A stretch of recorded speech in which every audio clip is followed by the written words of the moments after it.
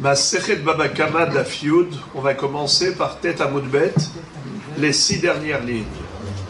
Tanu Rabbanan, la Gemara c'est une baraïta. Homer Bashor mi Babor. Homer Babor mi Bashor.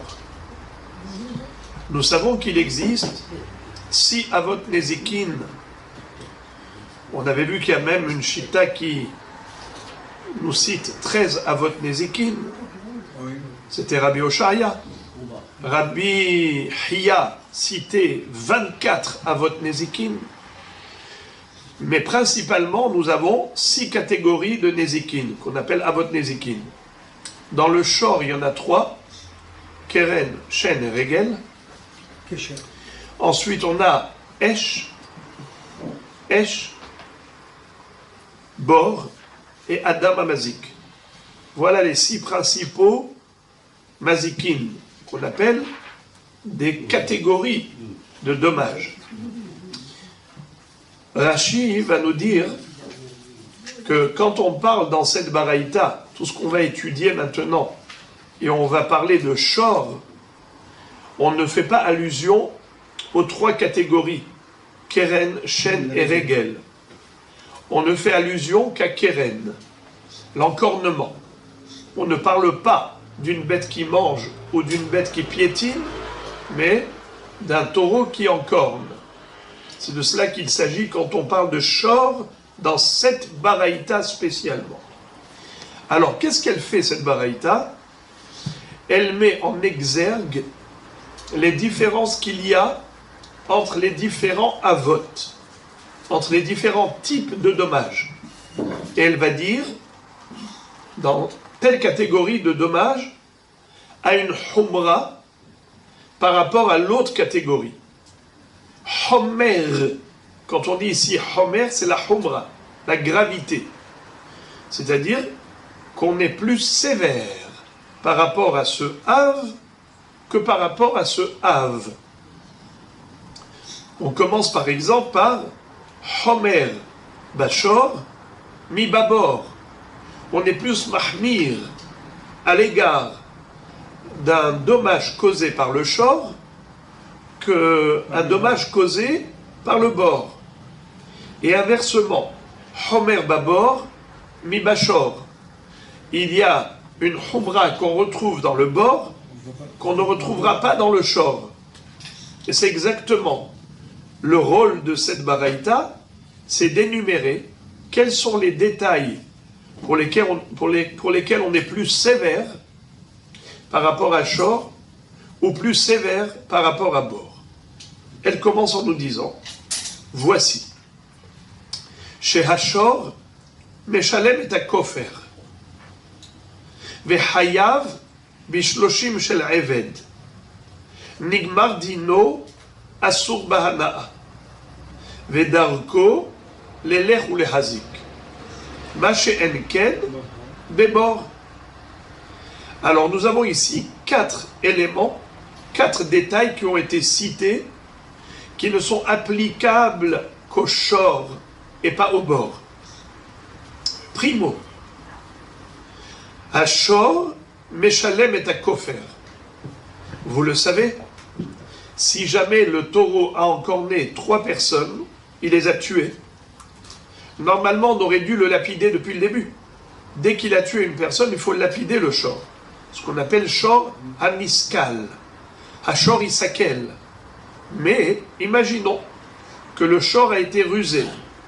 Après avoir tué une personne, il s'est enfui. 1, 2, 3. Et voilà qu'à la 4e fois, il s'est fait attraper.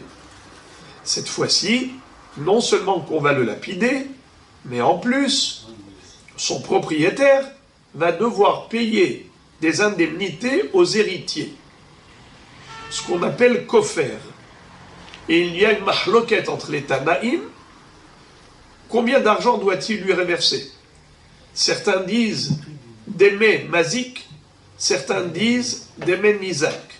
C'est-à-dire, certains disent qu'il payera aux enfants le prix de leur père, par exemple.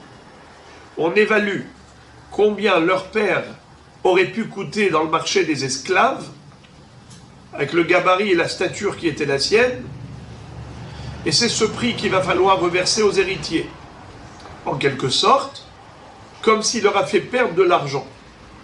Le shor a tué leur père ou leur frère ou leur fils, ainsi de suite. En tout cas, les héritiers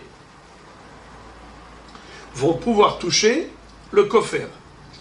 D'autres disent, kufra kapara, comme le kofer c'est une kapara, alors ce n'est pas le prix du mort qu'il faut reverser aux héritiers, mais le prix du propriétaire du taureau, pour se racheter. C'est une kapara. Donc au contraire, il donnera sa propre valeur. Combien lui il coûte dans le marché des esclaves, c'est ça ce qu'il faut reverser aux héritiers. En tout cas, la Torah en a parlé spécialement à propos du shor. Ça n'existe pas si jamais un bord a causé la mort d'une personne, ou 2 personnes, ou 3 personnes, ou 4 personnes. Le Baal à bord ne payera pas de kofer. Il n'y a pas d'indemnité à reverser aux héritiers de la personne morte à cause du bord.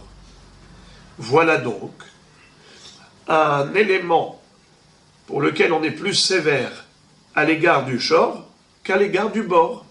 Homer ba shor mi ba bor, sheha shor, meshalem et a kofer, ma she'en ken, des bords.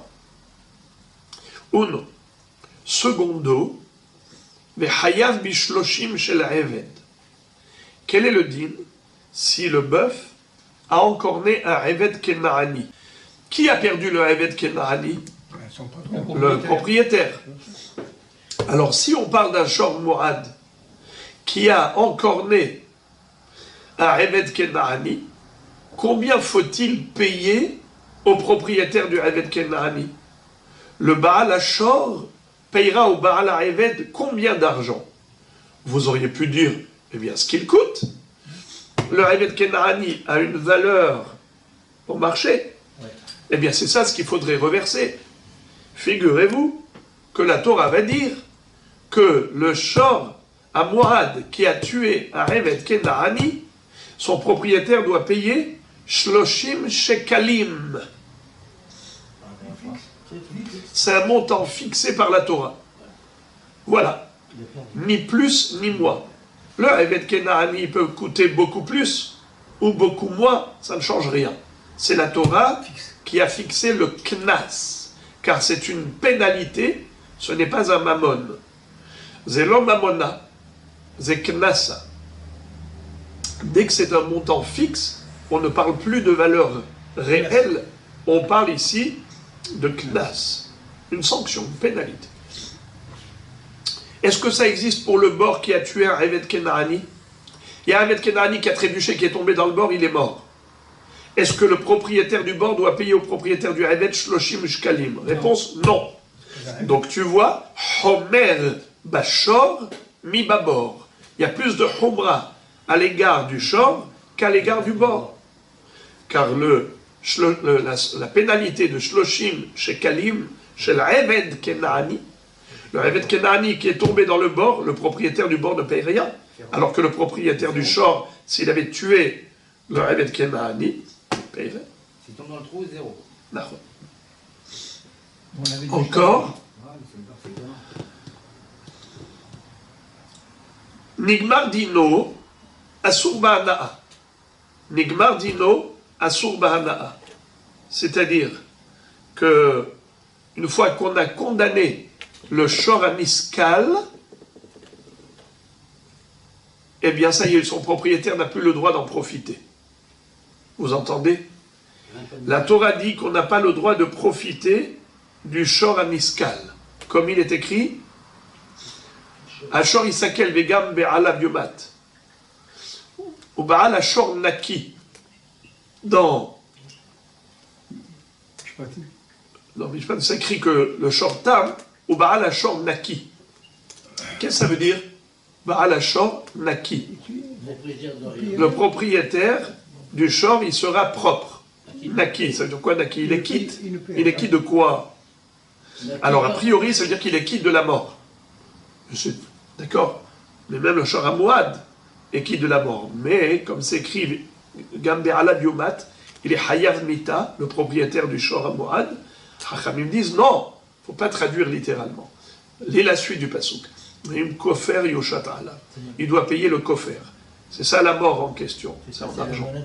Mais le shortam, il ne paye rien. Il ne paye pas de kofer. Bah, la shornaki. Donc on comprendrait que c'est ça la kavana de la Torah. Mais non. Chachamim disent, bah, la shornaki. Le propriétaire du shor est propre. Propre de quoi? Propre d'argent. C'est-à-dire, quelqu'un qui fait faillite, on dit, il a été lavé de son argent. Avant, il était riche. Aujourd'hui, il n'a plus un sou sur la peau. D'accord? Quelqu'un qui fait faillite, ça veut dire qu'il n'a plus ce qu'il avait avant. Eh bien, il est passé à la douche. Tout son argent est parti dans les égouts. Baal Hashor Naki. Alors ici, la Torah, elle emploie ce terme, cette expression métaphorique, pour dire que le propriétaire du shor qui va être lapidé n'a pas le droit de profiter du shor qui a été condamné à la lapidation. Et même s'il a été lapidé, il ne peut pas prendre maintenant le cadavre, la charogne, et la donner à ses chiens ou la vendre à des goïms. Non, on ne peut pas. Il n'y a pas de renard. Il laisse pourrir. Qu'est-ce qu'on fait quand c'est un Sourbana? Vous avez un Hametz qui est un Sourbana, on fait quoi avec? Quoi? Non, non, non. Le Hametz, vous le donnez au goy? Non, la charogne. Eh bien, vous ne pouvez pas. Parce que c'est un Sourbana. Interdit au profit. Nigmar dit no asur ba'ana'a. Ça, c'est encore une humra qu'on retrouve dans le shor et qui n'existe pas dans le bord. Encore, homer babor mi bashor. Excusez-moi, vedarko leler ou le hasik. Là maintenant, on ne va pas parler d'une gravité qui existe au niveau du shor par rapport au traitement, mais par rapport aux traits de caractère. Puisqu'ici, on a donné 3 traitements qui sont plus sévères à l'égard du shor qu'à l'égard du bord. Primo, c'est que le Baal HaShor doit payer le kofer. Deuxièmement, il doit payer shloshim shkalim pour la mort d'un Evet Kenaani. Et troisièmement, c'est que le shor aniskal, il est à Ba'ana'a. Ces 3 éléments sont des traitements rigoureux et stricts à l'égard du shor. Eh bien, ces 3 éléments, alors, kofer, shloshim shkalim et isurana'a, de shor aniskal. Dans le bord, il n'y a pas ça. Maintenant, 4e élément de gravité, de sévérité à l'égard du shor par rapport au bord, cette fois-ci, ce n'est pas une condamnation, comme on a vu, condamné à payer kofer, condamné à payer shloshim shkalim, condamné à isurana'a. Maintenant, on ne va pas parler de condamnation, on va parler d'un trait de caractère. Quelle est la caractéristique de shor par rapport à bord? Pourquoi je considère que shor c'est plus grave que bord? C'est que le bord il est immobile, alors que le shor est mobile. Donc il est plus dangereux, car il va faire du mal. Pour le bord, c'est la personne victime, ou plutôt la bête victime qui est venue dans le bord, qui a trébuché, qui est tombée dans le bord. Le bord était passif, tandis que le shor est actif. Il va faire du mal, il est plus dangereux. Donc il est plus logique d'être sévère à l'égard du shor qu'à l'égard du bord. Car le bord est un dommage, il est endommageur, mais passif, tandis que le shor est endommageur actif. Darko l'élève ou les hazik, il va faire du mal, même une personne qui est loin du shor, eh bien le shor il va aller le chercher. Donc, nous avons 4 points de gravité, de sévérité dans shor par rapport à bord. Rabbi Nissim récapitulait les 4. Kofer, shloshim shkalim shel eved, isur hana'a shel shor aniskal, et darko l'élève ou le hazik. L'élève. Exactement. Maché enken bebor. Dans bord, il n'y a ni kofer, ni shloshim shkalim, ni surana'a, ni darkolelech. Très bien. Maintenant, l'inverse. Homer babor mi bashor. il y a plus de sévérité, il y a plus de gravité dans bord que dans shor. Par rapport à quoi? Deux éléments. Primo, chez abord, tchilat asiyato le nezek. Secondo, umuad mitchilato. Machen ken beshor. Je vais commencer par le deuxième élément qui est plus facile à expliquer. Muad mitchilato. Depuis le début, il est muad. Homer babor mi bashor. Chez habor, tchilat asiyato le nezek. Umuad mitchilato. Maintenant, la Braïta nous dit que Bor a 2 points de sévérité par rapport au Shor. Premièrement, chez Tchilat Asiyato le Nezek. Deuxièmement, c'est qu'il est Mu'ad depuis le début. Mu'ad mitchilato. Je vais commencer par le deuxième point. Mu'ad mitchilato. Qu'est-ce que ça veut dire Mu'ad mitchilato? Depuis le début. Le bord, depuis le début, il paye combien? Nezek Shalem. Le bord qui a causé un dégât, le propriétaire du bord doit payer le plein pot, le plein tarif à la personne qui a été endommagée à cause de ce bord. Mais ce qui n'est pas juste pour le shor. Pour le shor, ce n'est pas comme ça. Quand on parle ici de shor, de quoi on parle? On a déjà dit en préambule. On parle de keren, on ne parle pas de chaîne de régel. Keren uniquement. Alors, keren, on paye combien les 3 premières fois? Hatzin Nezek. Demi-tarif. Alors, c'est la différence. En quoi bord est supérieur au shor? C'est que le shor, il paye que Hatzin Nezek, alors que le bord, depuis le début, il paye Nezek Shalem. Voilà en quoi il est plus hamour. Deuxièmement, Tchilat Asiyato le Nezek. Qu'est-ce que ça veut dire? Tchilat asiyato le nezek. Depuis le début, il était prédisposé à être mazik. Alors, il y a des commentaires qui expliquent que le bord n'a pas besoin d'un facteur étranger pour faire du mal. Il se suffit à lui tout seul pour faire du nezek. Mahon, il est en plein milieu du domaine public, les gens tombent dans le trou, les behemoths tombent dans le trou, alors que le shor, il faut qu'il se déplace, il faut qu'il aille aller encorner, il faut qu'il fasse une action. Le shor, s'il ne bouge pas, il ne fera pas de mal. Ce n'est que lorsqu'il agit. Ça, c'est une explication.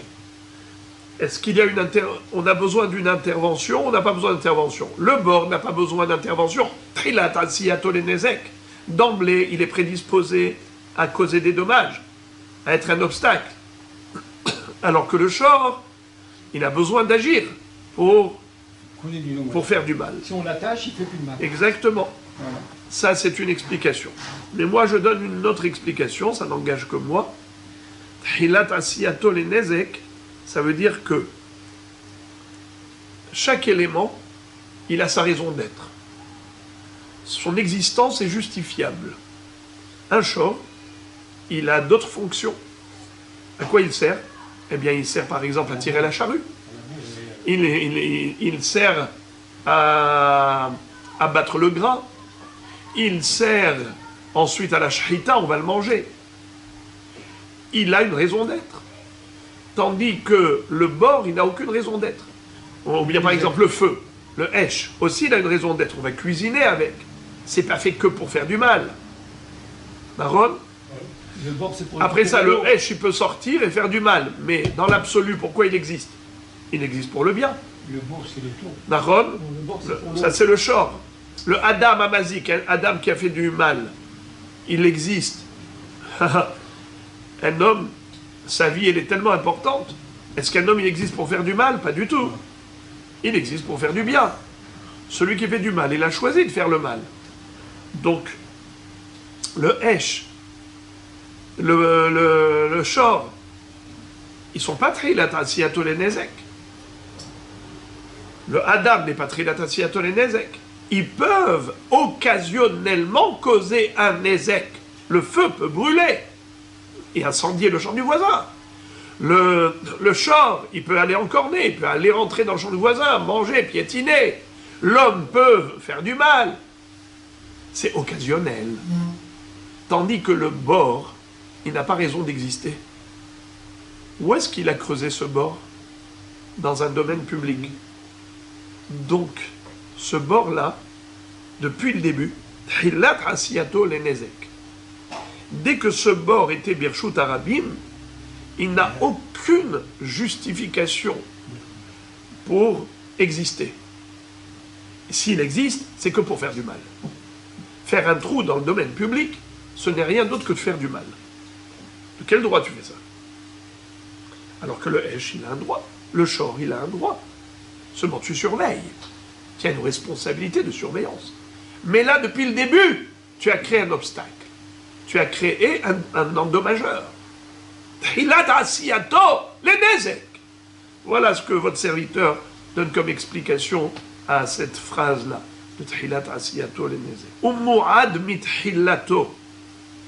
Donc voilà les deux éléments de gravité, de sévérité qu'on retrouve à propos de bord. C'est ça les deux éléments de rigueur, c'est que premièrement, il paye plein pot depuis le début alors que le shor il paye que Hatsi Nezek. Et deuxièmement, c'est que depuis le début, il est là que pour faire du mal, ce qui n'est pas le cas du shor. On a fini avec la comparaison shor-bor. Maintenant, on va passer à une comparaison shor-esh. Allons-y. Homer bashor mi ba'esh, Homer ba'esh mi bashor. Je suis donc dans la première ligne du Daf Yud. Je répète, Homer bashor mi ba'esh. Il y a une gravité qu'on retrouve à propos du shor qu'il n'y a pas dans le feu. Et il y a d'autre part des éléments pour lesquels on est plus sévère au niveau du feu que par rapport au shor. Homer bashor mi ba'esh, en quoi le shor est plus hamour que le esh? Primo, chez Ashor meshalem kofer. Secondo, vehayav ishloshim shel eved. Tierso, nigmar dino asur bahanaa. Quatrièmement, mesaro le here shote vekatan hayav. Machem ken be'esh. Premièrement, je vais parler du feu.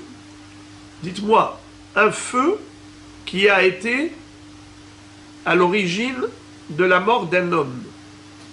Il a allumé le feu a brûlé un homme et l'a tué. Est-ce que l'allumeur du feu doit payer aux héritiers le kofer? Non. Est-ce que le propriétaire du shor, Hamourad, qui a encorné un homme, il l'a tué, est-ce qu'il doit payer aux héritiers kofer? Oui. Donc voilà, tu vois que le shor, c'est plus hamour que esh. Entre parenthèses, pourquoi celui qui allume le feu ne paye pas le kofer aux héritiers? Étonnamment, Rachid donne une explication. Une explication, regardez ce que dit Rachid. Premier Rachid de la page. Machen ken be'esh. Esh lo hiyev ba serefat adam. Shehayalo livroach. Ve'im kafuthu, amav'ir hayav mita, ve'kamli bidraba mineh. C'est-à-dire, Rachid dit, pour l'une des deux raisons, il n'y a pas de kofer à propos de Esh. Soit cet homme-là, il pouvait s'enfuir, celui qui a brûlé, on lui dit, mais dis-moi, t'es fou ou quoi?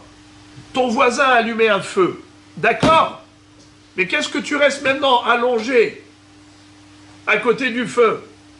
Tu es en train de faire un petit bain de soleil, là? Tu fais des rayons X, des rayons, comment ils appellent ça, les UV. Tu es en train de faire des UV avec le feu que ton voisin a allumé. Qu'est-ce que tu fais là? Allez, prends la fuite! Non, mais lui, il reste ici. Il dit, ah, il fait bon, là. Il fait chaud. Après, il brûle. Alors, on ne vient pas pleurer. Les héritiers, on leur dit, mais oh, votre père, il était fou. Il est resté brûlé dans ce feu. Vous voulez que je vous paye? Mais c'est lui qui s'est brûlé. C'est pas moi qui l'ai brûlé. Moi, j'allumais le feu. Ok, ça a causé un incendie. Mais il aurait pu s'enfuir. Alors, il n'y a pas de raison qu'il paye qu'au faire. Car le brûlé est coupable et responsable de sa brûlure. Et non pas l'allumeur. Ou non. Deuxième hypothèse, peut-être qu'il ne pouvait pas s'enfuir. Imaginons par exemple, il était skin attaché. Il dormait. D'accord, où il dormait. Ce qui fait que le bonhomme ne pouvait pas s'enfuir. Alors dans ce cas-là, l'allumeur du feu, il est hayav mita. Il est passible de la peine capitale. Et nous avons une règle. Un homme qui a fait 2 averot en une action. Alors on dit kamle bidrabamine.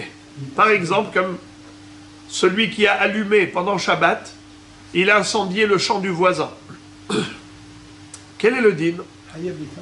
Puisqu'il est hayav mita pour le hilul Shabbat, il n'a pas besoin de payer un dédommagement au propriétaire du champ, qui n'a que ses larmes pour pleurer. Pourquoi? Parce que on a une règle. Quand un homme a fait une avera, il a fait 2 avérotes dans la même action, 2 avérotes comme ici. Première avera, il a fait hilul Shabbat. Deuxième avera, il a incendié le champ du voisin par le même allumage. Eh bien, il est hayav mita et il ne sera pas hayav de payer le prix du champ qui a brûlé. Pourquoi la Torah dit kaimle bidrabamine, inflige lui juste la grande sanction, pas la petite sanction, que la mort, pas l'argent. Et après ça, on a un limoud de Hizkiya qui dit ben shogeg, ben mezid, et ainsi de suite. Alors, juste, je terminerai avec ça. Alors, puisqu'il est kafout, ce monsieur-là était ligoté. Donc, celui qui a allumé le feu, il est considéré comme coupable, hayav mita. Pourquoi il est hayav mita? Parce que quand il a fait un acte de retziha, un acte de crime, un acte criminel, alors il est hayav mita. Il ne va pas payer du kofer. Il ne va pas payer kofer aux héritiers, car kofer c'est de l'argent. On ne va pas lui donner de sanctions et la mort pour avoir tué quelqu'un et l'argent pour les héritiers pour un dédommagement. Il n'y a pas 2 sanctions. C'est ou l'une ou l'autre. Et la Torah dit, tu donnes la grande sanction qui le dispense de la petite sanction. Voilà comment Rashi nous explique la raison pour laquelle il n'y a pas de kofer dans Esh. Même si le Esh a causé la mort de quelqu'un, il n'y aura pas de kofer. Lorsque le Shor a tué quelqu'un, le Shor Amouad a tué quelqu'un, le propriétaire du Shor Amouad, qu'est-ce qu'il paye? Aux héritiers, kofer. Mais lorsque le feu de quelqu'un a tué un homme, il ne paye pas kofer. Comment ça se fait qu'il ne paye pas kofer? Rashi dit de 2 choses l'une. Soit le bonhomme pouvait s'enfuir, soit il ne pouvait pas s'enfuir. S'il pouvait s'enfuir, alors les héritiers ne peuvent pas réclamer le kofer, car le coupable, ce n'est pas l'allumeur du feu, le responsable, c'est la personne elle-même qui ne s'est pas enfuie, qui n'a pas pris la fuite. Et s'il était ligoté, il était kafout, il ne pouvait pas s'enfuir. Alors, dans ce cas-là, pourquoi il ne paye pas kofer? Parce que de toute façon, il faut le tuer. Et puisqu'il faut le tuer, alors on ne lui donne pas une sanction aussi de la mort et aussi kofer. Et entre parenthèses, même si c'est béchogeg, il n'y a pas de petite sanction. Quelqu'un qui a fait un acte qui bémézid et hayav mita, même s'il a fait béchogeg par inadvertance, et par exemple ici, il allumait le feu, il ne savait pas qu'il y avait quelqu'un qui était allongé derrière, qui allait brûler. Il ne savait pas. Alors c'est béchogeg qui l'a tué. D'accord? Alors dans ce cas-là, tu vas dire, puisqu'on ne le tue pas, alors qu'il paye le kofer? Réponse, non. Là, on apprend dans Masechet Ketubot, c'est un limoud de Hizkiya, qui dit à propos de Ve'imlo ye ason anosh yanesh. On n'est pas mehalek ben shogeg les mezid, par rapport au din de Kamle Bedrabamine. De la même façon qu'on ne paye pas d'argent en même temps que la mort, bémézid, on ne paye pas d'argent, même béchogeg. Bien que concrètement, il n'y a pas de mort, mais étant donné que cet acte criminel est potentiellement sanctionnable par la mort, s'il avait fait bémézid intentionnellement, même s'il a fait inintentionnellement, même s'il n'a pas fait avec intention, malgré tout, il n'est pas tour de payer. C'est le din. Ce qui est très étonnant, c'est que Rashi donne une explication pareille. Pourquoi c'est étonnant? Rashi aurait pu dire tout simplement, kofer, c'est écrit dans la Torah à propos du shor, c'est pas écrit à propos du hesh, point à la ligne. Mais comme si, pour Rashi, on aurait dû comparer le Esh au Shor. Et de la même façon que pour le Shor, il y a une notion de Kofer ainsi dans Esh. Mais si on dit non, c'est parce que ceci et cela. En tout cas, ça a fait beaucoup parler les commentateurs, cette histoire de Rashi là. Rashi a donné une explication personnelle. Tov. Il y a beaucoup à développer sur ce Rashi là. On va pas s'investir. Ok. Les frères et les amis, on continue. Encore. Nigmar dino Hayab ishloshim shel Eved. Ça on l'a déjà vu. Si le Shor Hamourad a tué un Eved Kenaani, le propriétaire du Shor Hamourad doit payer au propriétaire du Eved Kenaani 30 shekalim. C'est une pénalité, un knas qui est kavua. Nigmar dino asurbanaa. Ça aussi on l'a déjà vu, que lorsqu'on a condamné un taureau en corner, eh bien, un taureau qui a encorné, plutôt, pas un taureau en corner, un taureau qui a encorné, dès qu'on l'a condamné à la lapidation, ça y est, il est interdit au profit. Son maître, son propriétaire n'a pas le droit d'en profiter. Et encore, Mesaro le Heret Shote Vekatan Hayab. Si jamais un homme propriétaire du Shor, au lieu de le surveiller lui-même ou de le donner à un adulte conscient, il a donné à un fou, un Heret Shote Vekatan ou un Katan. Et ensuite, le taureau a fait ce qu'il a fait, c'est-à-dire il a causé un dommage à autrui.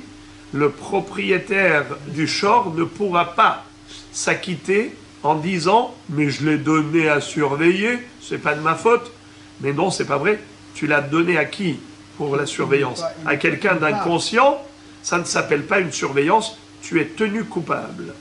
Alors, Abotaï, rappelez-moi les 4 éléments de gravité qu'on retrouve dans le Shor par rapport à Esh. Primo, Kofer. Secondo, Shloshim Shel Eved. Tierso, Nigmar Dino Asurbanaa. Et ensuite, quatrièmement, Mesaro, Here, Shote, Vekatan, Hayab. S'il a donné à garder un Hachou, c'est quoi Hachou? Here, Shote, Vekatan. C'est les initiales. Alors, il sera Hayab. Machen Ken Be'esh. Pour le feu, il n'y a pas ça. Quelqu'un qui a causé la mort à un homme avec son feu, il ne paye pas Kofer aux héritiers. Il a causé la mort à un Eved Kenaani avec son feu, il ne payera pas les shloshim chez la Eved. Est-ce qu'il existe une notion de il a allumé le feu et le feu a causé la mort à quelqu'un? Est-ce qu'on va lui dire monsieur, maintenant tu n'as plus le droit de profiter de ce feu? Il n'y a pas de ça. Il a envie de faire un barbecue avec ce feu, le même feu qui a tué quelqu'un. Il faut pas avoir une âme sensible. Mais en tout cas, le Esh en question, il n'est pas interdit au profit, alors que pour le Shor Hamourad ou le Shor Tam qui a tué quelqu'un, il est interdit au profit. Le feu se renouvelle tout le temps. C'est beau ce que vous dites. Bravo. C'est vrai qu'il y a lieu de faire un débat par rapport à cela, de lancer le débat, parce que ce que vous dites, on va le voir plus tard, Be'ezrat Hashem, une grande mahloket entre Rabbi Yochanan et Rish Lakish. Est-ce que Esho Mishum Hitzav ou Esho Mishum Mamono? Et d'après Rabbi Yochanan qui dit Esho Mishum Hitzav, et les Hitzim, ils se renouvellent à chaque instant, donc vous dites quelque chose de beau. Ok. Ensuite, Homer Ma'esh Mivashor. Maintenant, parlons, j'ai oublié le quatrième point de gravité qu'on a retrouvé dans Shor, qu'il n'y a pas dans Esh, c'est si on a donné un feu, un Heresh Shote Vekatan. Quel est le din? Ils sont khayab. Non, lo khayab. C'était le cas où on a dit que non. Heureusement, sinon j'allais m'énerver. On avait dit qu'il était pas. Oh là là! Comment vous avez oublié? Bravo! On avait déjà dit que c'est toute la différence entre Shor et Esh. C'est que si on a donné un Shor ou un bord à garder, à qui? un Here Shote Vekatan, eh bien, on est Hayav. Pourquoi? Parce qu'on a donné à quelqu'un qui est irresponsable. Mais si on a donné du feu à un homme irresponsable, qu'est-ce qu'on avait dit? Patour. Et la Gemara, hier, on s'était investi longuement pour expliquer quelle est la différence. Pourquoi pour Shor et Bor, il est Hayav, et pour Esh, il est Patour. Alors, on avait parlé de ce Ptour selon Rish Lakish et selon Rabbi Yochanan. Rappelez-moi Rabbi Matok. Quel est le Ptour d'après Rish Lakish? Et quel est le Ptour d'après Rabbi Yochanan?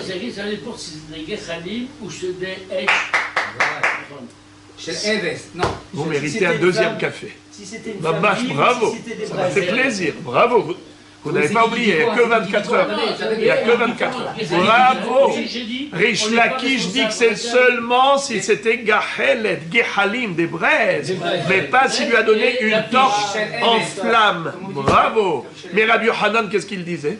Même s'il lui a donné une torche en flamme, il n'est pas tout. Pas du tout. Merci de me donner une bonne occasion de m'énerver. Bien sûr, Rabbi Yochanan disait le contraire de Rish Lakish. Ce que vous dites, c'est Rish Lakish qui distingue entre Gehalim et la flamme. Entre Gehalim, exactement, Gahelet ou Shalhevet.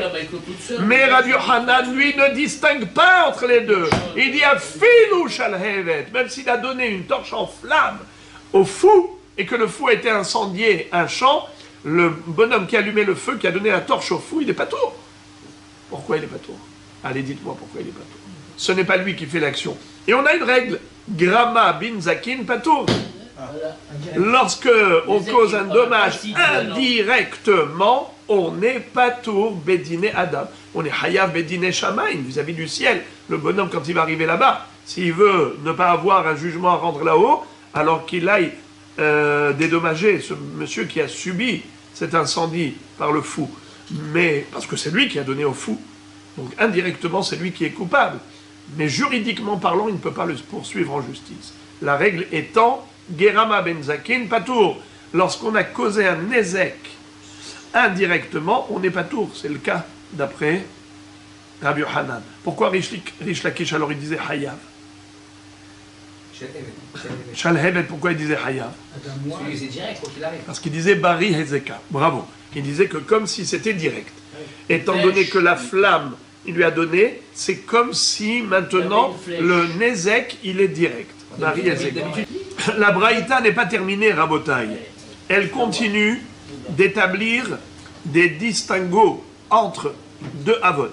Maintenant, elle va comparer Esh et Bor. Jusqu'à présent, qu'est-ce qu'on a comparé, les amis? On avait comparé Shor et Bor. Ensuite, Shor et Esh. Maintenant, on va comparer Esh et Bor. D'accord? Avant c'était Shor et Bor, Esh et Bor. Pardon, avant c'était Shor, Bor, Shor, Esh, maintenant Esh, Bor. Allons-y. Homer, ba Esh, mi ba Bor. Sheha Esh. Comment vous dites? Homer, ba Esh, mi ba Bor. Sheha Esh darka l'elech ou leazik. ומועדת לאכול בין דבר הראוילה בין דבר שאינו ראוילה, מה שאין כן בבור. Alors ici, ce qui est extraordinaire, c'est qu'on ne nous dit pas qu'il y a des éléments de gravité dans Bor par rapport à Esh. Là, on n'a que dans un sens, mais pas dans l'autre. Il n'y a pas de réciproque. Avant, on avait parlé de Shor et Bor, mais avec réciprocité. Il y avait des humrot dans Shor et des humrot dans Bor. Ensuite, Shor et Esh, il y a des humrot dans Shor par rapport à Esh, mais il y a des humrot de Esh par rapport à Shor. Mais là maintenant, quand on va faire la comparaison Esh et Bor, on va trouver que des humrot dans Esh par rapport à Bor, mais il n'y aura pas de humrot dans Bor par rapport à Esh. Pourquoi? Parce qu'il n'y en a pas. Alors regardez, Homer ba Esh mi ba Bor, שהאש דרכה ללך ולהזיק, ומועדת לאכול בין דבר הראוי לה, בין דבר שאינו ראוי לה. מה שאין כן בבור. C'est-à-dire, il y a deux éléments de gravité, deux éléments de sévérité, de humra. qu'il y a dans Esh par rapport à bord. Primo, c'est que Ha'esh darka l'elech ou l'ehazik, le feu, ça se déplace, c'est mobile, alors que le bord, il est immobile. Donc, qu'est-ce qui est plus grave? Un ézek mobile ou un ézek immobile? Mobile. Donc, premièrement. Deuxièmement, ben le feu, le bonhomme est condamné à payer, que ce soit un feu qui a brûlé des choses que le feu est apte à brûler, des choses qui sont aptes à brûler dans le feu, ou bien que ce soit des choses qui sont généralement inaptes au feu, peu importe, que ce soit des choses aptes au feu ou des choses inaptes au feu, dans tous les cas de figure, celui qui allumait le feu doit payer un dédommagement au propriétaire des éléments, à l'endommager. Alors c'est quoi cette histoire-là? Rabbi Matok, qu'est-ce que ça veut dire des éléments aptes ou inaptes? C'est quoi? Qu'est-ce qui est apte au feu? Qu'est-ce qui est inapte au feu? Pour l'instant, c'est le flou artistique. On ne sait pas ce que ça veut dire. Pour l'instant, gardons ça au chaud. Hein, la Gemara, elle nous fait patienter.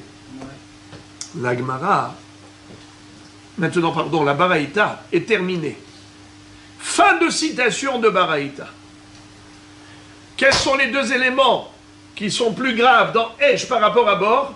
Primo, d'Arkolé, l'air ou l'Azik, le feu est mobile, alors que le bord est immobile. Deuxièmement, c'est que le bord, il est apte à endommager que des éléments qui sont aptes à être endommagés dans le bord, mais pas pour des éléments qui sont inaptes à être endommagés dans le bord.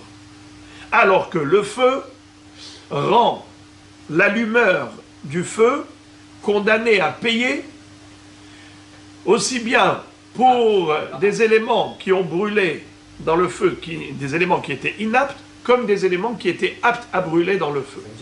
Alors en hébreu, davar raoui et davar she'eno raoui.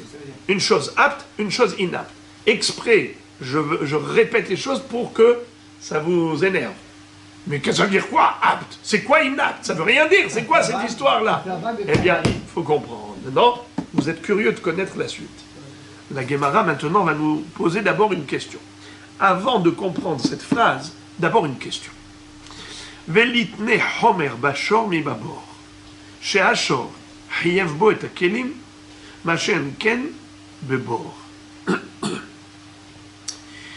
La Gemara maintenant se rapporte au tout début de la Braïta. Les amis, il y avait combien d'éléments de gravité? 4. Bravo. La Gemara demande pourquoi il n'y a pas 5. On aurait dû citer un 5e élément de Humra dans Shor par rapport à bord. C'est quoi? C'est les Kelim. Quel est le din si un Shor casse des Kelim? Le Shor, il en corne et il a cassé tous les cartons où il y avait les verres de cristal. Hein? Peu importe. Quoi maintenant? Si c'est domaine public, s'il est rentré dans un domaine privé, il a cassé. Chayav. Dans le domaine de Reshut Arabim. Chayav. Oui, Chayav. L'encornement dans le Reshut Arabim. Même sur des Kélim. Bien sûr. Bien sûr. Pourquoi les courgettes, il les mange et il sait pas trop? Parce que manger, la Torah dit à propos de manger, la Torah elle a écrit ou bi'er bisde acher. Il est rentré manger dans le champ du voisin. C'est seulement dans le champ du Nizak, mais pas dans le Reshut Arabim. C'est que pour Shen et Regel. Mais pas pour Keren.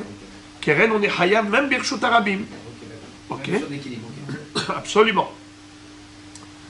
Maintenant, je vous économise un grand débat qu'on verra Be'ezrat Hashem plus tard. Rabbi Tarfon, il a une chita spéciale pour Keren Birshut Nizak.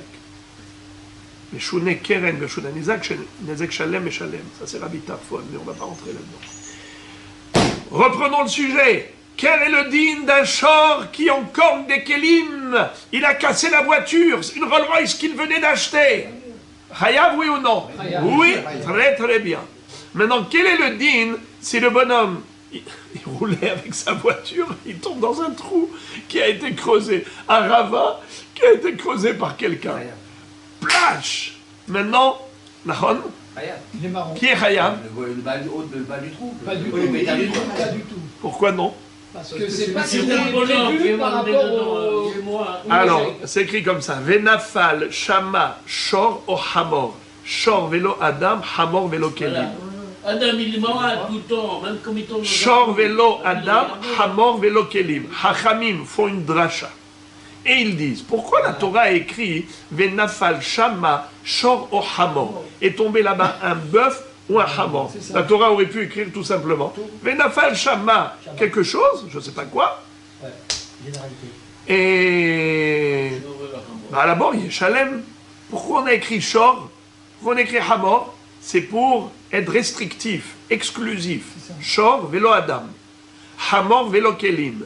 Si par exemple un homme est tombé dans le bord et il est mort, est-ce qu'il y a Hiyuf pour le Baal à bord? Non. Non. Si un Hamor par exemple, il avait sur son dos des fardeaux avec des kelim. Il y avait d'un côté la vaisselle de porcelaine, de l'autre côté les vases de cristal. Il tombe dans le puits. Plage, C'est Hamor, splash, pas la vaisselle. tout éclate. Alors maintenant le bar à la bord. Maintenant, imaginez-vous, le Hamor est mort. D'accord? Le Hamor dans le puits est mort. Et tous les kelim éclatés. Quel est le digne du bar à la bord? Le Hamor, il paye, c'est tout. Pas le kilim. Bravo. Il payera que pour le Hamor, pas pour les kelim. Il n'y a pas de kilim. Aujourd'hui, les voitures, c'est considéré comme des hamors. D'accord? Allez, je ne parle pas de voiture. Parlons du vase des vases de cristal qui étaient sur le dos du Hamor. Hayab ou Patour? Patour. D'accord. Ok, mais on est d'accord qu'aujourd'hui, la voiture, c'est un hamor. Non. Si. Non, c'est mobile. Oui, alors aujourd'hui, les Non, hamors, non, c'était c'est pas transporté mobile, à l'époque. excuse-moi. Aujourd'hui, c'est une C'est voiture. pas- Mais non, une c'est un voiture. homme qui conduit. C'est un homme qui l'homme conduit. qui conduit. Alors, donc c'est l'homme qui a amené le Kéli au bord. Exactement. Mais qui sont maintenant, quel est le din par rapport aux Kéli qui ont été cassés par l'encornement? Est-ce que le Baal HaShor y paye? Oui. Quel est le din des Kélim qui ont été cassés par le bord? Est-ce qu'il paye le Baal à bord? Non. Non. Alors c'est la question de l'Agmara. Pourquoi dans la première halakha de cette braïta, où on a mis en contraste le shor et le bord, on a dit qu'il y a 4 humrot dans le shor qu'il n'y a pas dans le bord. On aurait pu dire 5, parce qu'il y a un 5e élément.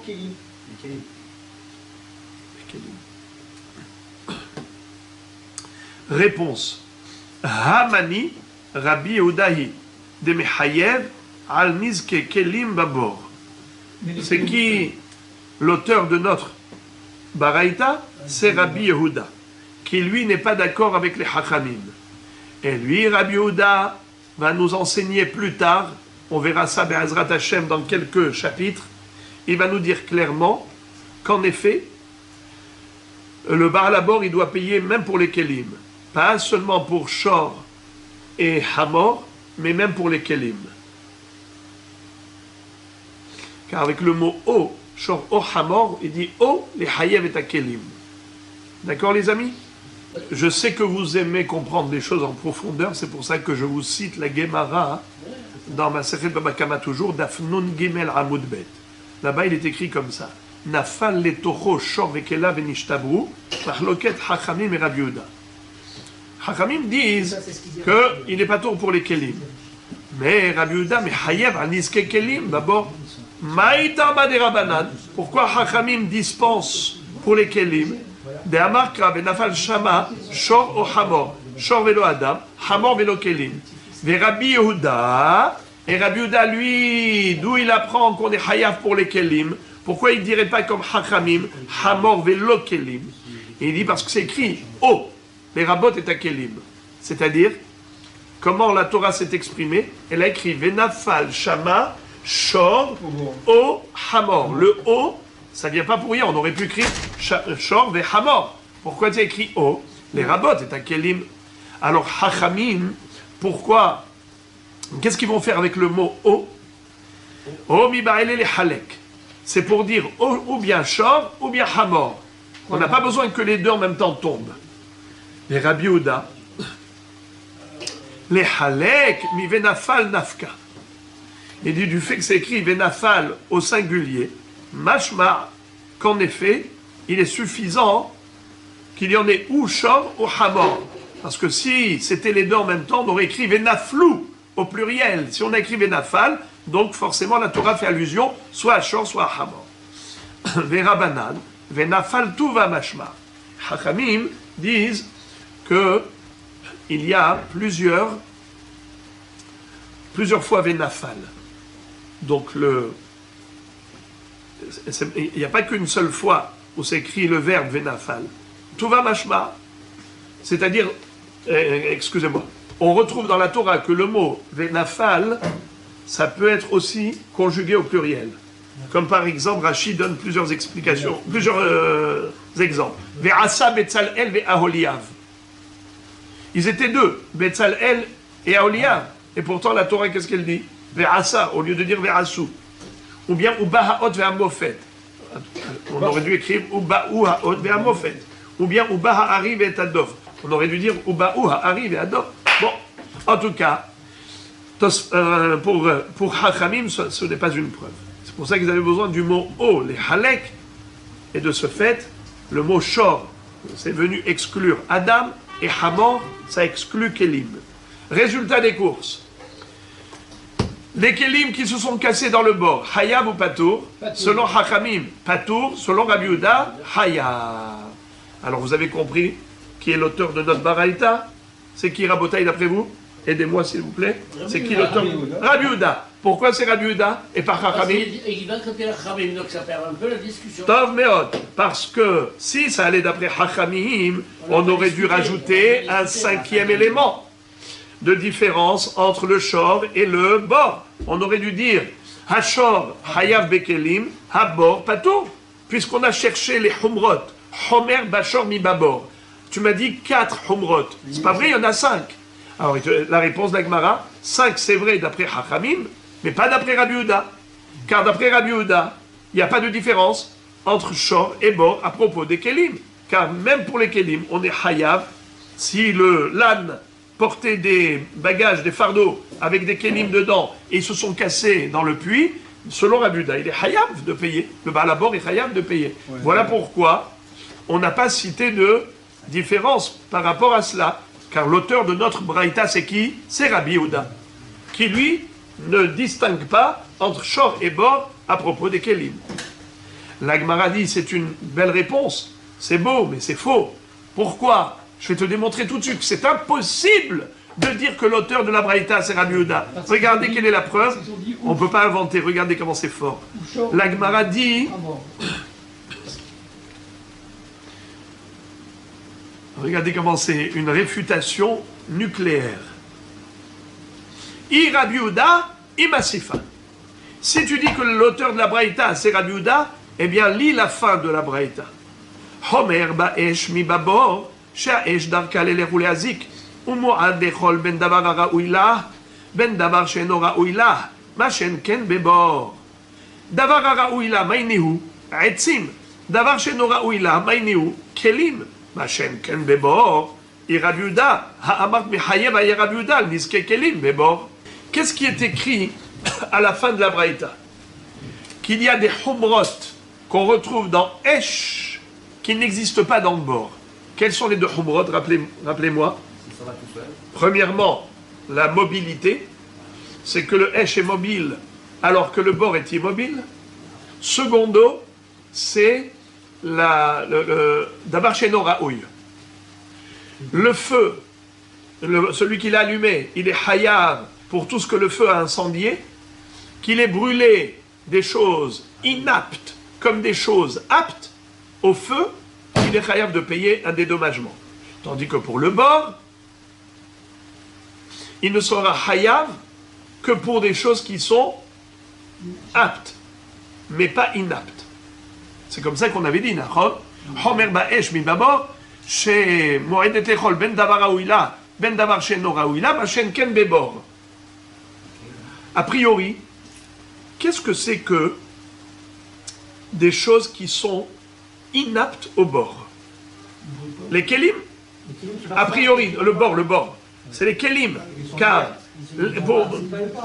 tout ce qui tombe dans le bord, par exemple, shor et hamor, qui ont l'habitude de tomber et de trébucher, alors il est Hayav. Pour les Kelim, il n'est pas tour. D'accord. Alors maintenant, parlons du Hesh. C'est quoi pour le Hesh? Quelque chose qui est apte, c'est le bois. Les bûches de bois, c'est fait pour la cheminée. Le charbon, c'est pour le barbecue. D'accord, oui ou non? Alors, les etzim, ça a été conçu pour le feu. Mais les kelim, c'est conçu pour le feu. Est-ce qu'une table, une chaise, c'est conçu pour le feu? Est-ce que la bibliothèque, elle est conçue pour le feu? Jamais de la vie. Ça s'appelle davar she'eno raoui. Alors, a priori, qu'est-ce que c'est que davar raoui et davar she'eno raoui par rapport au feu? C'est davar raoui, c'est le bois. Davar she'eno raoui, c'est les kelim. Machen ken bebor. Mais pour le bord, on a dit que le bord, il est hayav aussi bien. Mais davar raoui comme davar she'eno raoui. C'est quoi davar raoui? Tout. Shor, hamor. Et c'est quoi davar she'eno raoui? Kelim. Donc les kelim, on n'est pas tour. Pour les kelim, on n'est pas tour dans le bord. Mais tu viens de dire qu'on est hayav. Tu viens de dire il y a 2 minutes que l'auteur de notre braïta, c'est pas Hachamim, c'est Rabbi Yehuda. Et Rabbi Yehuda, lui, il est hayev, kelim, mais bon. Mais hayev al kelim, mais bon. Alors décide-toi, c'est qui l'auteur de la braïta? Si c'est Rabbi Yehuda, dans la Recha, donc c'est Rabbi Yehuda, dans la Sefa. Or la Sefa elle-même nous a dit que le bord, il est hayav ben davar haraoui. Pardon, il est hayav que ben davar haraoui, mais pas ben davar she'eno raoui. C'est quoi davar she'eno raoui pour le hesh? C'est les kelim. Donc c'est quoi davar she'eno raoui pour le bord? C'est les kelim. Et qu'est-ce que tu me dis? Pas tour. C'est pas vrai. Rabbi Yehuda a dit hayav. You understand, my friend. Vous voyez comment la Gemara objecte. Elle dit, mais comment tu as pu dire une chose pareille? Ta réponse, elle n'est pas bonne. Ah, à toute question, il y a une réponse. Comment disent les Ashkenazim? On ne meurt pas de questions. C'est une kushia, mais la Gemara va trouver une réponse. Regardez la réponse. Et là, les olam, rabbanan, et là les olam, rabbanan hi, vetana veshier. Il faut revenir à la réponse précédente. Que Behemet, c'est qui l'auteur de la braïta? C'est pas Rabbi Yehuda, c'est Hachamim. Et Behemet, c'est la raison pour laquelle ils n'ont pas mentionné, c'est la raison pour laquelle le bord Behemet, il n'est pas tour Bekelim. Le bord pas tour Bekelim. C'est pour ça que, à propos de Esh, on a dit, Esh, c'est quoi qui est Raoui? Etzim. C'est quoi qui n'est pas Raoui? Kelim. Mais dans le bord, il est Hayav pour Raoui, mais pas pour Eno Raoui. C'est quoi ce qui est Eno Raoui? Les Kelim. Ça va d'après qui? Hachamim. Ça ne peut pas aller d'après Rabbi Yehuda, car Rabbi Yehuda dit Hayav al Kelim. Donc si on dit Patour al Kelim, c'est forcément d'après Hachamim.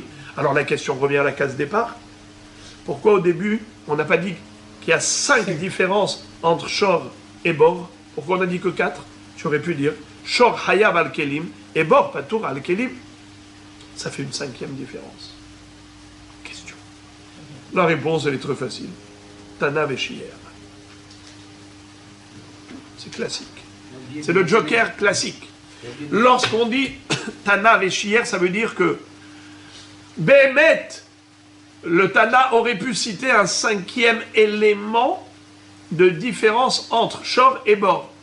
De dire que le Shor Hayav al Kelim et Bor Patour al Kelim. C'est vrai. Alors pourquoi on ne l'a pas fait? Eh bien parce que la liste n'était pas exhaustive. Il y a encore d'autres éléments que le Tana n'a pas cités. Est-ce que tu crois que le Tana, c'est un marchand ambulant qui va aller chercher toute sa marchandise pour la mettre sur la charrette, le chariot? Il n'a pas tout dit. Il a donné des exemples de différences. Il n'y a pas que ça. Il a dit Homer Beshor mi Bebor. Il t'a cité 4 éléments. Mais il t'a pas dit que c'est tout. Il t'a pas dit qu'il n'y a pas d'autres différences. Il y en a d'autres. Il les a pas cités. Tana, Beshier, il en a cité certains. Il en a laissé d'autres. Eh bien voilà. Il a laissé cette différence également. Que le Shor Hayav al Kelim est bon, Patour al Kelim. La Gemara dit Maïchier de Haïchier. Vous connaissez cette question? Le Tana, c'est vrai qu'il n'est pas obligé de tout dire il peut laisser certains détails, mais il ne laisse jamais un seul détail. Ou bien, il laisse 2 détails au moins, ou 3 ou 4, mais minimum 2. Mais si c'est pour en laisser un, eh bien, il le cite. C'est où il dit tout, mais s'il laisse d'autres, eh bien, il ne va pas laisser qu'un seul détail non évoqué. S'il n'a pas mentionné, il n'a pas mentionné au moins 2. Alors, trouve-moi autre chose qu'il n'a pas mentionné dans cette liste. Maïchier des haïchier. Qu'est-ce qu'il a laissé d'autre encore qu'il n'a pas cité pour ne pas citer cela? Ça veut dire qu'il faut trouver maintenant minimum 6 éléments dans le choc qui n'existe pas dans Bor. On a déjà cité 4. Maintenant, on a cité un 5e. C'est que Shor Hayam al-Kelim et Bor Patour al-Kelim. Mais ça ne suffit pas, il faut trouver encore un 6e. Parce que le Tana, quand il fait une liste, il ne va pas laisser juste un élément non évoqué, non mentionné. Alors c'est quoi? Voilà. Shier Tamoun. En fait, c'est pas qu'il y a un 6e élément dans Shor par rapport à Bor. Il n'y a que 5 éléments. Et c'est vrai qu'il n'a pas cité le 5e élément. Mais dans une autre comparaison qu'on a faite dans cette braïta, entre Esh et Bor, là-bas on voit qu'encore une fois, le Tana a occulté encore un détail. Quand on a dit Homer Ba'esh, Homer Ba'bor mi Ba'esh, on a cité combien d'éléments? 2.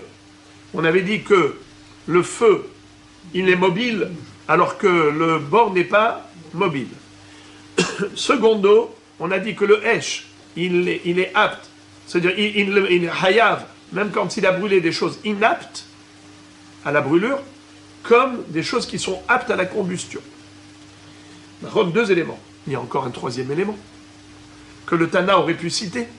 C'est que le bord, il est hayav betamoun, et le Esh, il est patour betamoun. Qu'est-ce que c'est que cette histoire de tamoun? Tamoun, ça veut dire caché, enseveli, enfoui. Vous savez, Rabotaï? Le feu, il peut brûler, mais Alors, écoutez ça, c'est un super gros chidouche. Quel est le din Rabotaï si, par exemple, le bonhomme a allumé un feu chez lui? Ce feu est sorti chez le voisin. Et il a brûlé, dans le champ du voisin, il a brûlé, par exemple, la végétation. Mais aussi, il a brûlé toute la valise. Il y avait là-bas une valise où il y avait dedans toutes les liasses de billets qu'il avait cachées là-bas. Et il avait enseveli, il avait caché, c'était Tamoun. Et le feu a tout brûlé. Il y avait combien là-bas? 3 millions de shekels. Alors à Botaï, ce monsieur maintenant qui a allumé le feu, est-ce qu'il est hayav de payer, oui ou non? oui, ça fait Dans son jardin, il a dit, ici les voleurs, ils viendront jamais pour voler de l'argent. Hein? Qui savait? Celui qui a allumé le feu. Celui qui a allumé le feu, il n'était pas forcément criminel. Il n'a pas forcément voulu brûler, mais admettons qu'il ait souhaité ou pas souhaité. La Torah dit, quittez ses esh,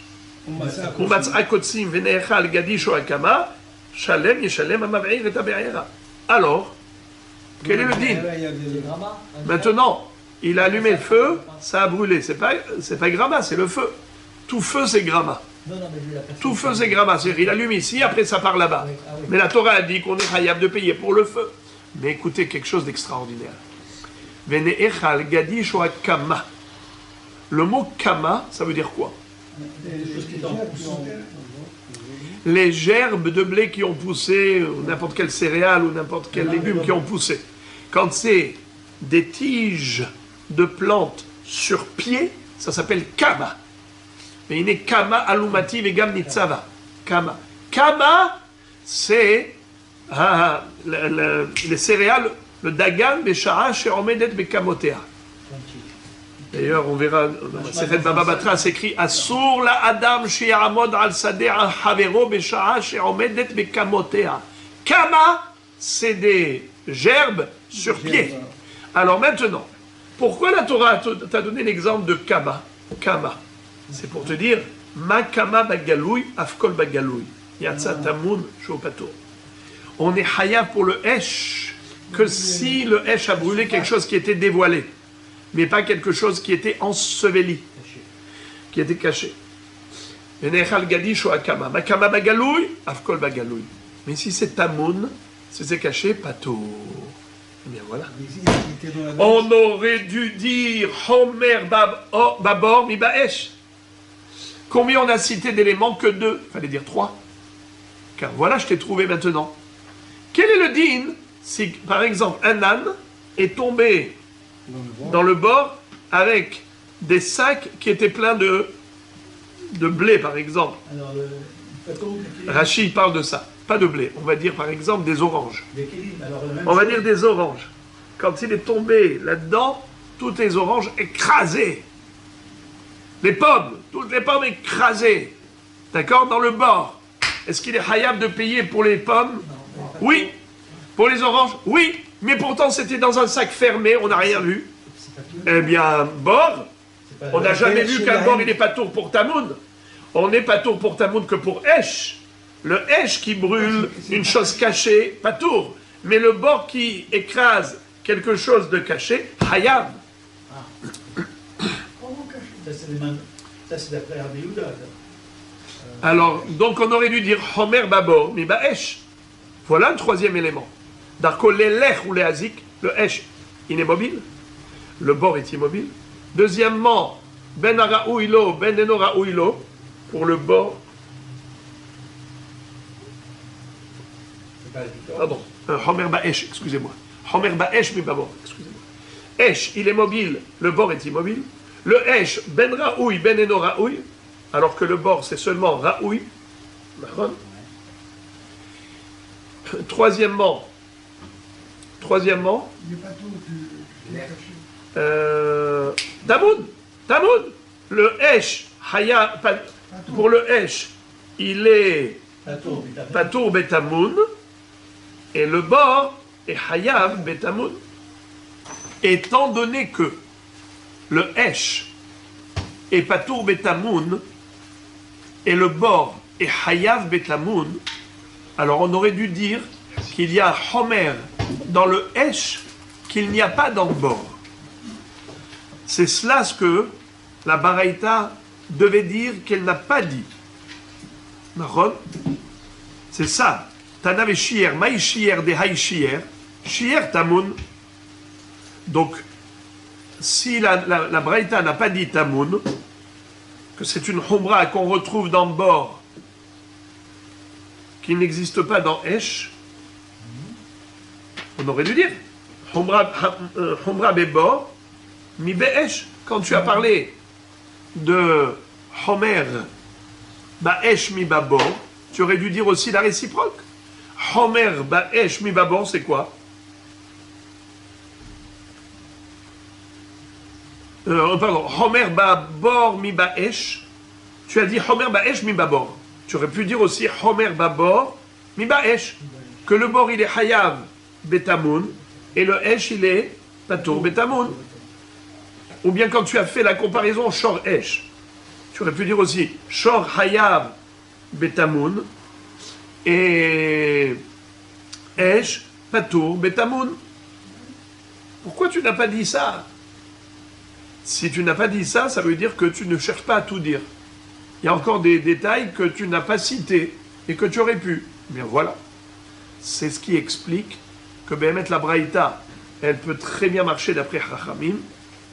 Alors pourquoi on n'a pas cité dans la première liste de différences les différents points qui font la Humra de Shor par rapport à Bor?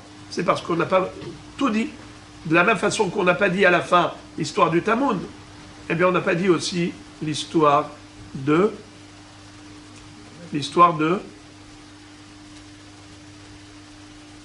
qu'est-ce qu'on aurait pu citer au début? Homer Bashor Mibabor Kelim. On n'a pas cité les Kelim, qui est la différence entre Shor et Bor. Bor Patour Bekelim, Shor Hayav. Pourquoi tu ne l'as pas cité? Eh bien parce qu'on n'a pas voulu tout dire. Mais on aurait pu. Comme on n'a pas dit Tamoun, on aurait pu. Voilà. Alors la Gemara maintenant nous donne une deuxième réponse. Elle dit Veibaïtima. En effet, je peux te donner une très bonne réponse, même d'après Rabbi Yehuda. Iba etim aleolam Rabbi Yehuda. Vedavar she'eno ra'ui la, lo le'atouye kelim, et la le'atouye li hachaniro ve'sirsecha avanav. La Gemara tire son épingle du jeu très joliment. Et elle dit, Bémet, on peut très bien dire que qui est l'auteur de la Braïta, c'est Rabbi Yehuda, comme on a voulu le dire. Et donc, il n'y a pas de différence entre Shor et Bor à propos de Kelim. Car selon Rabbi Yehuda, même pour Bor, on est Chayav Bekelim. Nachon. Alors, comment on a voulu démontrer le contraire?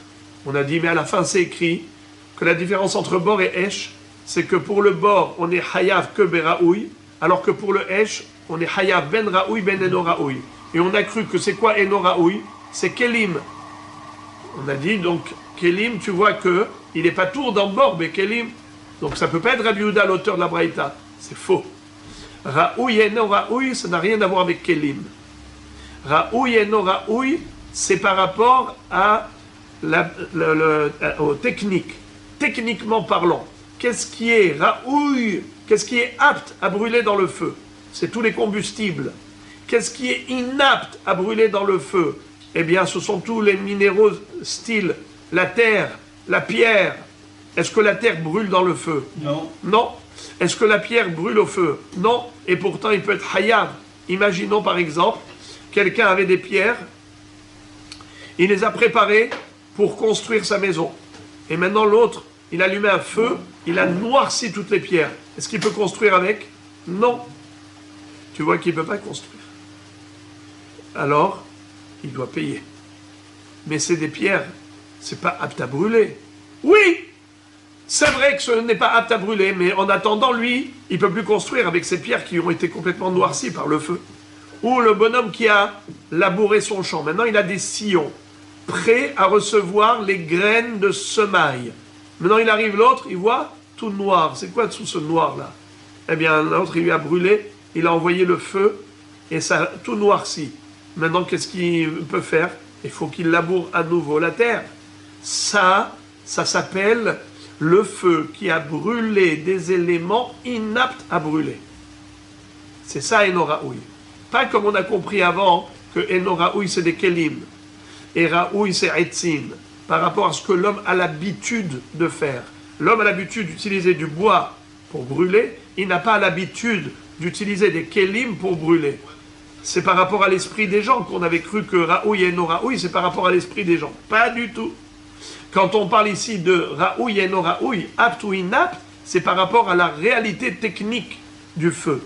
Est-ce que le feu est apte à brûler de la terre? Est-ce qu'il est apte à brûler des pierres? Non. C'est ça, et no Raoui. Et c'est quoi qui est Raoui? C'est les Etzim, les Kelim, tout. Tout ce qui peut brûler. Tout ce qui peut brûler, ça s'appelle Raoui. Et pas comme on a compris avant, que Raoui c'est Etzim et no Raoui c'est Kelim. Faux! Les Kelim, ça s'appelle Raoui! Une table et des chaises en bois, ça s'appelle Raoui! Qu'est-ce qui s'appelle no Raoui? C'est les Hachaniro, les Sirsecha Avanav. Avanim. C'est quoi Avanim? Des pierres. C'est quoi Niro, le Nir? Des sillons. Des sillons dans le champ. C'est de cela qu'il s'agit. Alors maintenant, si c'est comme ça, tout va bien dans le meilleur des mondes. Ok. Alors, Matkif, la Ravashi, l'itne Homer Beshor mi Babor, Shachor Hayev Bo, Shor Psula Mugdashim Machen Ken Bebor. On va terminer le sujet dans 2 minutes. Matkif la Ravashi, l'itne Homer Beshor mi Bebor, Shachor Hayev Bo, Shor Psula Mugdashim Machen Ken Bebor. Yamar Bishlama Rabanan hi, Aide de Shier Hach, Shier Name Hach, Ela Yamar Drabuda, Maï Shier de Haï Shier. Shier dash beniro. Qu'est-ce que ça veut dire? Maintenant, nous avons 2 hypothèses. Soit nous considérons que cette braïta, elle fonctionne d'après Rabbi Yehuda, soit d'après Chachamim. Est-ce que ça fonctionne d'après Rabbi Yehuda? Oui. Est-ce que ça fonctionne d'après Chachamim? Oui. On a donné 2 possibilités d'interpréter la braïta et ça peut marcher d'après les 2. Si on dit que ça va d'après Hachamim,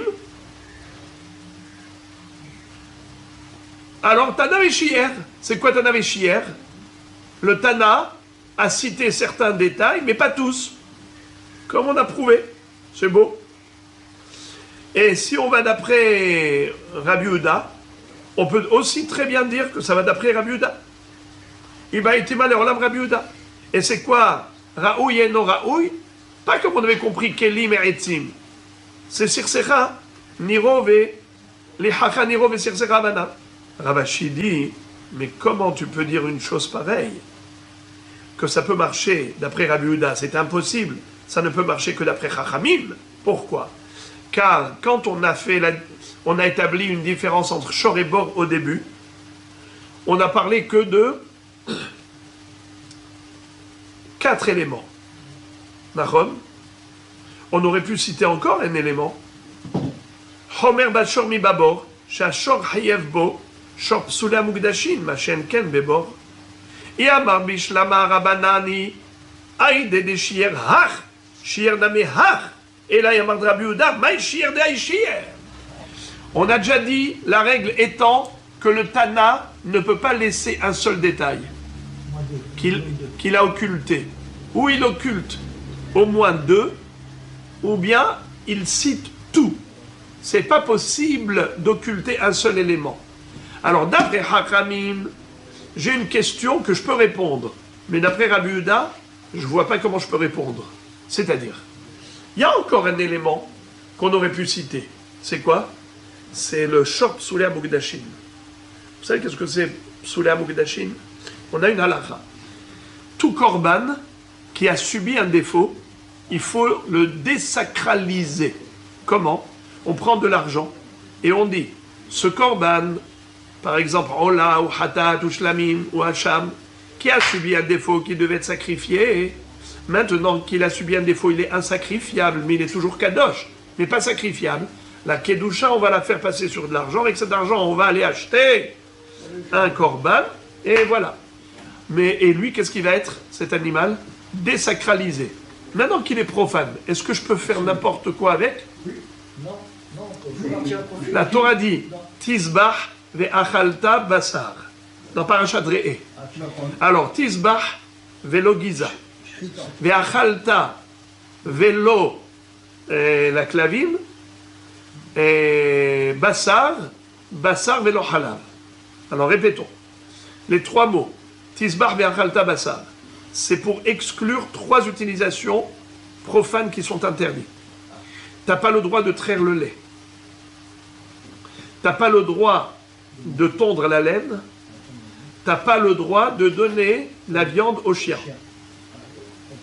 Maintenant, si tu as par exemple une bête, toi tu as fait la shrita, tu as envie de donner les croquettes, tu as envie de donner les boulettes qui te restent après manger au chien, tu peux donner? Oui. Toi tu manges à la maison, tu donnes. Mais si c'est un Shor Psulei Mukdashin, si c'est un korban qui était autrefois un korban et maintenant il est insacrifiable et tu l'as racheté, figurez-vous, bien que tu as le droit de faire la shrita et de manger, Tisbah ve'achalta basar, mais tu n'as pas le droit de faire certaines choses. Par exemple, la clavine, tu n'as pas le droit de donner au chien. Figurez-vous, Rabotai, quel est le din si le shor a encorné un Shor Psulei Mukdashin? Le shor de Réhouven a encorné le Shor Psulei Mukdashin de Shimon. Est-ce qu'il faut payer un dédommagement? Oui. Bravo. Bravo. Il a une valeur, bien sûr. Maintenant, lui appartient. Il faut payer. Ce n'est plus Ekdesh. Quand c'était Ekdesh, il n'était pas tour, mais maintenant, ça y est. Alors, il doit payer. Bravo. Maintenant, quel est le din si ce Shor Psulei Mukdashin a trébuché, il est tombé dans le bord? C'est une bête normale. Une bête normale. Donc, le Baal Habor, il doit payer, oui ou non? Question piège. C'est quoi comme bête qui tombe? Mais on a dit oui. Le Shor Psulei Mukdashin, tac, tac, tac, tac, il tombe dans le bord. Mais un short normal, il tombe, on paye. Oui. Alors là Et aussi, celui-là, donc là aussi, logiquement, il devrait payer, logiquement. Vous avez Eh bien, dit non. figurez-vous, non. non. Pourquoi non? Hiddush Atsum, car la Torah écrit comme ça. Baal Habor Yeshalem ve'amet hielo. C'est quoi ve'amet hielo? Hein? Bravo. Le Baal Habor, il peut profiter de la charogne. Qu'est-ce qu'on fait avec une charogne? On la donne au chien. La Torah dit ve'amet hielo, c'est Davka. Si... C'est l'arbre. Bravo! Davka, si c'est une bête que le Baal Habor peut donner au chien. Mais ce shor psoulé amugdashin, étant donné qu'il ne peut pas le donner au chien, alors le propriétaire du shor en corner, il est pas tour. Le propriétaire du bord est pas tour. Le propriétaire du bord est partout. Alors le shor en corner est hayab. Le bord qui a fait trébucher ce shor psoulé amugdashin, pas tour. Et pourquoi tu n'as pas cité ça?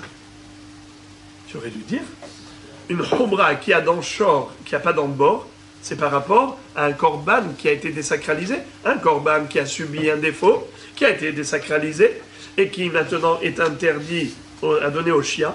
Si c'est un taureau en corner, la Torah n'a pas dit Vermetti Yellow, bien qu'il y a écrit, mais bon, je laisse tout le pile-poule là-dessus. En tout cas, le Baal Hashor, Hayav les chalets, le Baal Abor, pas tous les chalets. Pourquoi tu n'as pas dit cette différence? Alors, encore d'après Hachamim, on a déjà dit Tanav et Shier. Selon Hachamim, on a dit que la liste n'était pas exhaustive. Il y a plein de détails qui n'ont pas été cités, qu'on aurait pu citer, qui n'ont pas été cités. Mais d'après Rabbi Yehuda, tout a été cité. Il n'y a pas de Shier. Alors la question revient à la case départ. Maï Shier, Dehaï Shier. Même pour Rabbi Yehuda, il est obligé d'admettre que c'est une différence qui existe entre shor et bord. Pourquoi on ne l'a pas cité? Alors, si encore tu trouves autre chose qui n'a pas été citée, alors là, tu as bien répondu. Mais pour Rabbi Yehuda, tu ne peux pas donner cette réponse. Parce que Rabbi Yehuda, il est Mechayev Bekelim, Rabbi Yehuda, il est Mechayev Betamoun. Il n'y a rien qui n'a pas été cité. Il n'y a que ça. On a une règle. Maï Shier, Dehaï Shier. La Gemara répond Shier. Shier quoi? Dash Beniro. Qu'est-ce que ça veut dire Dash Beniro? Imaginons, par exemple, un bœuf est venu, il a commencé à abîmer tous les sillons. Moi, je me suis tué pour préparer, pour labourer mon champ. J'ai plein de sillons pour semer. Le champ du voisin, il rentre. Et il a commencé avec ses pattes à battre tous mes sillons. Et maintenant, je n'ai plus de sillons. Dash Beniro. Alors, dans ce cas-là, quel est le din? Il est Hayav, mais shor. Et bord, est-ce qu'il peut y avoir un bord qui abîme les sillons? Un bord, il est immobile, il ne peut pas. Eh bien, voilà. Voilà. Une différence qu'on aurait pu citer, qu'on n'a pas citée. Homer Bashor mi babor. Que shor, il est Hayav, Dash Beniro. Et le bord, il est pas tout. La Gemara dit, et Mishum Dash Beniro, Lav Shiuraou, de Hatana, Sheken Darko, Lelech ou Lazik. La Gemara dit, ça s'appelle pas un shiur. Pourquoi? Car quand on a déjà dit que le shor, darko lelech ou lehazik, et le bord, en darko lelech ou lehazik, c'est-à-dire que le bord il est immobile et le shor est mobile, eh bien on a tout inclus dans ces mots. On a inclus même dash beniro. Car qu'est-ce qui peut faire le shor comme dommage? Tout et n'importe quoi. Entre autres, il peut aller et remuer le sillon et l'abîmer. Chose que le bord ne peut pas faire. Donc cela, tu l'as déjà dit. Ne me dis pas qu'on a laissé ça comme détail et qu'on a occulté encore un détail. C'est pas vrai, ce détail, tu ne l'as pas occulté puisqu'il est déjà inclus dans Darko Lelech ou Lehazik. Darko Lelech ou Lehazik. Et le bord est Darko Lelech ou Lehazik. Alors, Rabbi Yehuda, pour Rabbi Yehuda, tu ne peux pas donner cette réponse. Alors, tu es obligé de dire que la Braïta, elle ne marche que d'après Hachamim et pas d'après Rabbi Yehuda. Parce que pour Rabbi Yehuda, il va rester un seul détail qui a été occulté, Shor Psoulé Amugdashim. Et on a déjà dit 1000 fois qu'il n'est pas possible que le Tana cite dans sa liste tous les éléments et finalement il n'occulte qu'un seul détail. Ou il occulte au moins 2 détails, ou il n'occulte rien. Mais, donc forcément, c'est qui l'auteur de la Braïta? Hachamim, qui selon eux, il y a plein de détails qui n'ont pas été cités dans la Braïta.